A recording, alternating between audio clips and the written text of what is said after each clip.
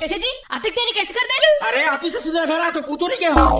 Office से सीधा घर आता एक मतलब दुकान नहीं गया तो हल्का फुल्का लारेला कह रहे हो ना? अरे दे हल्का फुल्का लाओ दुकान है इधर। तो अभी कहेस ना ऑफिस से सीधा घर आता कहीं के तो दुकान कैसे पहुंच गए? झूठ बोलता है मुंह से।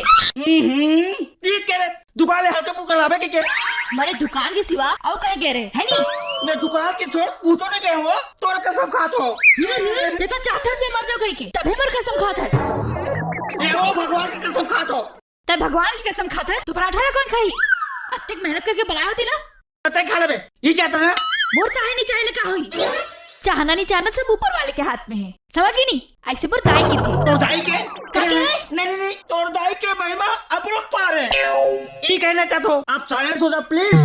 साइलेंट होकर मुंह बंद करे पड़ते क्या ले भगवान तब मुंह बंद कर लूं तो पराठा खा मैं खाऊं। ओ का बताओ